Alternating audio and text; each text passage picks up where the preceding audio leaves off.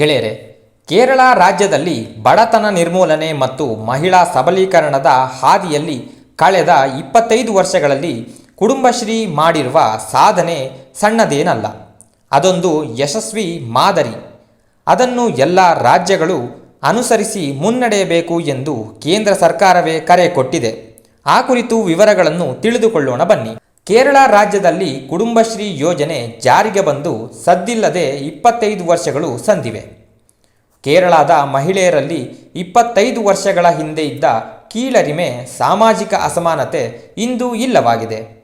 ರಾಜಕೀಯವೂ ಸೇರಿದಂತೆ ಎಲ್ಲ ಕ್ಷೇತ್ರಗಳಲ್ಲಿ ಮುಂಚೂಣಿಗೆ ಬರುವುದಕ್ಕೆ ಕುಟುಂಬಶ್ರೀ ಮುಖ್ಯ ವೇದಿಕೆಯಾಗಿದೆ. ಇಂದು ಎಲ್ಲೆಡೆ ಮಹಿಳೆಯರು ನಿರ್ಭಿಡೆಯಿಂದ ಮುನ್ನುಗ್ಗುತ್ತಿದ್ದಾರೆ. ಸಾಮಾಜಿಕ ಕಳಕಳಿಯ ಕಾರ್ಯಕ್ಷೇತ್ರದಲ್ಲಂತೂ ಅವರನ್ನು ಮೀರಿಸುವವರು ಇಲ್ಲವೆನ್ನುವಷ್ಟರ ಮಟ್ಟಿಗೆ ತಮ್ಮ ಸಾಧನೆಯನ್ನು ತೋರಿದ್ದಾರೆ. ಇದೆಲ್ಲಕ್ಕೂ ಮೂಲ ಕಾರಣವಾಗಿದ್ದು ಕುಟುಂಬಶ್ರೀ ಯೋಜನೆ ಎಂಬುದನ್ನು ಮರೆಯುವಂತಿಲ್ಲ. ಕುಟುಂಬಶ್ರೀ ಆರಂಭವಾದಾಗ ಇದ್ದ ಆಶಯವೇನೆಂದರೆ ಮಹಿಳೆಯರಿಗೆ ವ್ಯಾಪಾರವೂ ಸೇರಿದಂತೆ ಎಲ್ಲ ಕ್ಷೇತ್ರಗಳಲ್ಲಿ ಆದ್ಯತೆ ಕೊಡುವುದು, ಅಧಿಕಾರ ವಿಕೇಂದ್ರೀಕರಣದ ಲಾಭ ಪಡೆದುಕೊಳ್ಳುವಂತೆ ಮಾಡುವುದು. ಶೈಕ್ಷಣಿಕವಾಗಿ ಕೇರಳ ತುಂಬ ಮುಂದಿದೆ. 100% ಸಾಕ್ಷರತೆ ಅಲ್ಲಿನ ವಿಶೇಷತೆ. ಆರೋಗ್ಯದ ವಿಚಾರದಲ್ಲಂತೂ ಕೇರಳದ ಜನರು ತುಂಬ ಮುಂದಿದ್ದಾರೆ. ಆದರೆ ಮಹಿಳೆಯರ ಮೇಲಿನ ದೌರ್ಜನ್ಯಗಳ ಪ್ರಮಾಣ ಬೇರೆ ರಾಜ್ಯಗಳಿಗಿಂತ ಇಲ್ಲಿ ಜಾಸ್ತಿ ಇತ್ತು. ಇದನ್ನೆಲ್ಲ ಮೆಟ್ಟಿ ನಿಂತು ಮಹಿಳೆಯರನ್ನು ಗಟ್ಟಿಗೊಳಿಸಿದ್ದು ಈ ಯೋಜನೆ ಎಂಬುದು ಹೆಮ್ಮೆಯ ಸಂಗತಿ.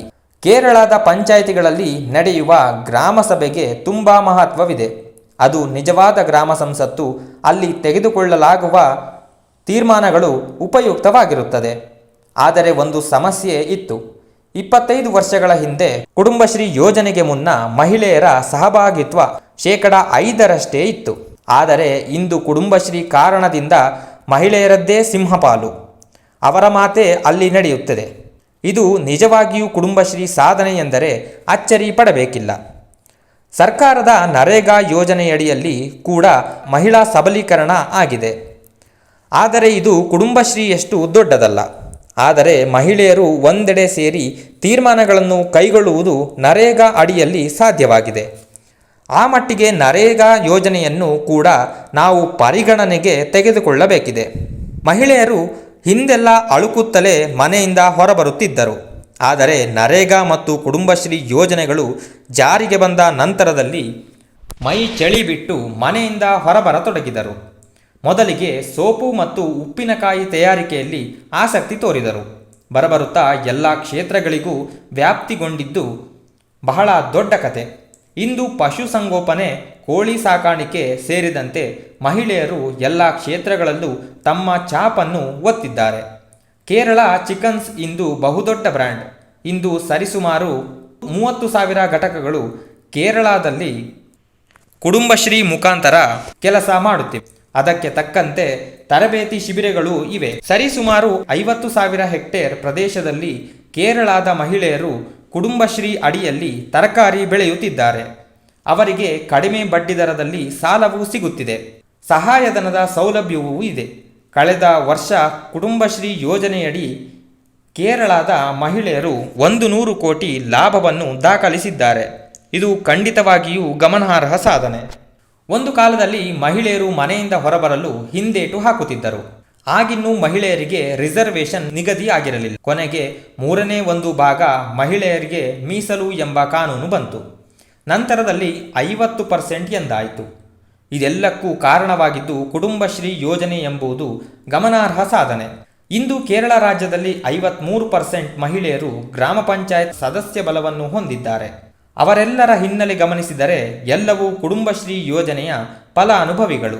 ಅವರಲ್ಲಿ ಧೈರ್ಯ, ಮುನ್ನುಗ್ಗುವ ಸಾಹಸ ಮತ್ತು ಶಕ್ತಿಯನ್ನು ತುಂಬಿದ್ದು ಕೂಡ ಇದೇ ಕುಟುಂಬಶ್ರೀ. ಇಂದು ಕುಟುಂಬಶ್ರೀ ಯೋಜನೆಯ ಮಹಿಳೆಯರು ರಾಜಕೀಯವೂ ಸೇರಿದಂತೆ ಎಲ್ಲ ಕ್ಷೇತ್ರಗಳಲ್ಲಿ ಮುಂಚೂಣಿಯಲ್ಲಿದ್ದಾರೆ. ಸ್ಥಾನಮಾನಗಳನ್ನು ಪಡೆದುಕೊಂಡಿದ್ದಾರೆ. ಕುಟುಂಬಶ್ರೀ ಸದಸ್ಯ ಎಂದರೆ ರಾಜಕೀಯ ಪಕ್ಷಗಳಿಗೂ ಅಚ್ಚುಮೆಚ್ಚು. ಸರ್ಕಾರ ಯಾವುದೇ ಹೊಸ ಯೋಜನೆ ಜಾರಿ ಮಾಡಬೇಕಾದರೆ ಕುಟುಂಬಶ್ರೀ ವ್ಯವಸ್ಥೆಯನ್ನು ನೆಚ್ಚಿಕೊಂಡಿವೆ. ಸರ್ಕಾರ ಯಾವುದೇ ವಿಚಾರವನ್ನು ತಳಮಟ್ಟಕ್ಕೆ ಅಂದರೆ ಗ್ರಾಮ ಮಟ್ಟಕ್ಕೆ ಒಯ್ಯಬೇಕೆಂದರೆ ಕುಟುಂಬಶ್ರೀಯನ್ನು ಮಾಧ್ಯಮವಾಗಿ ಆಯ್ಕೆ ಮಾಡಿಕೊಳ್ಳುತ್ತದೆ. ಸಮಾಜ ಕಲ್ಯಾಣ ಯೋಜನೆಗಳು ಕುಟುಂಬಶ್ರೀ ಮೂಲಕ ನಿರ್ವಹಣೆ ಆಗುತ್ತಿವೆ.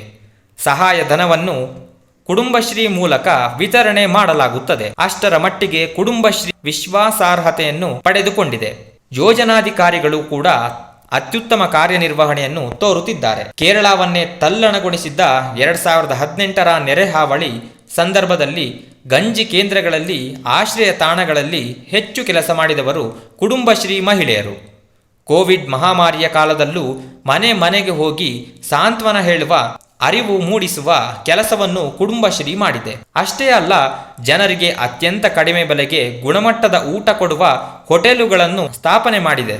ಬೇರೆ ಹೋಟೆಲುಗಳಲ್ಲಿ 100 ರೂಪಾಯಿ ತೆತ್ತು ಪಡೆಯಬೇಕಿದ್ದ ಊಟವನ್ನು 20 ರೂಪಾಯಿಗೆ ಒದಗಿಸಿದ ಹಿರಿಮೆ ಕೂಡ ಇವರದ್ದು. ಕುಟುಂಬಶ್ರೀ ನಡೆಸುತ್ತಿರುವ ಈ ಕಡಿಮೆ ಬೆಲೆಯ ಹೋಟೆಲುಗಳ ಸಂಖ್ಯೆ 100 ದಾಟಿದೆ. ಕೇರಳ ರಾಜ್ಯಾದ್ಯಂತ ಅವು ವ್ಯಾಪಿಸಿವೆ. ಕಳೆದ 25 ವರ್ಷಗಳಲ್ಲಿ ಕುಟುಂಬಶ್ರೀ ಕೇರಳದಲ್ಲಿ ಕ್ರಾಂತಿಯನ್ನೇ ಮಾಡಿದೆ. ಮಹಿಳಾ ಸಬಲೀಕರಣ ನಿಜಾರ್ಥದಲ್ಲಿ ಅಲ್ಲಿ ಈಡೇರಿದೆ. ಅದನ್ನೇ ಮಾದರಿಯಾಗಿಟ್ಟುಕೊಂಡು ಬೇರೆ ರಾಜ್ಯಗಳಲ್ಲೂ ಇದನ್ನು ಜಾರಿಗೆ ತರಬೇಕು. ಆಗ ಮಹಿಳಾ ಸಬಲೀಕರಣ ಕಾಣುವುದು ಸಾಧ್ಯ. ಕರ್ನಾಟಕದಲ್ಲಿ ಜಾರಿಗೆ ತರುವಂತೆ ಸರ್ಕಾರದ ಮೇಲೆ ಒತ್ತಾಯ ತರಬೇಕಿದೆ. ಧನ್ಯವಾದಗಳೊಂದಿಗೆ ಗ್ರಾಮ ಸ್ವರಾಜ್ ಮೀಡಿಯಾ.